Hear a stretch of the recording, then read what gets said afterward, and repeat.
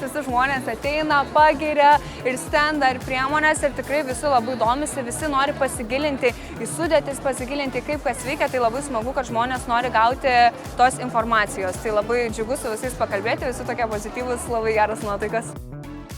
Man ką labiausiai duoda, tai aš, kad susitinku su savo garbanėm, su savo klientais, galbūt naujų klientų atrandu, bet tas pabendravimas su žmonėm, tai manau yra didžiausia dovana, o visa kita tai yra detalės, bet ir svarbiausia žmonės yra.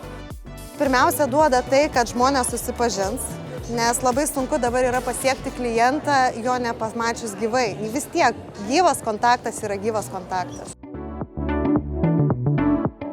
Sugrįžtam, nes supratom, kad reikia daugiau žmonių supažindinti su mūsų produkcija. Tai labai žmonės domisi sudėtimi, cukraus kiekiu, ypač batonėliuose ir apskritai mūsų papilduose. Matosi labai svarbus dalykas žmonėm yra tas natūralumas sudėtis produktų. Lietuviai lietuvis palaiko, tai aš tikrai labai rekomenduoju visiems dalyvauti. Mes esam beprotiškai laimingi. Jie visi tokie, tokie tikri, tokie besidžiaugiantis, tokie palaikantis ir tikrai negaili mums komplimentų, kas mus tik skatina toliau dirbti ir tobulėti.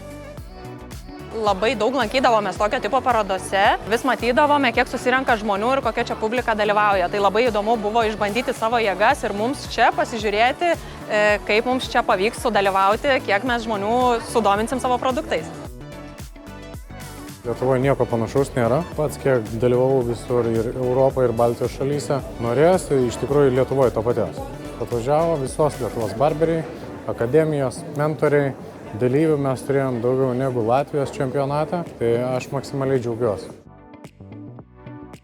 Atvežėm šiek tiek sanatorinio gydymo į Kauną ir galima pabandyti keletą procedūrų, galima paragauti mineralinio vandens, įsigyti specialų pasiūlymą ir tiesiog sužinoti daugiau apie sanatorinį gydymą.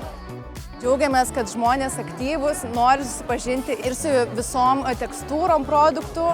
Tai šiaip labai mums duoda daug ir matomumo, ir žinomumo, mes labai džiaugiamės dalyvaudami.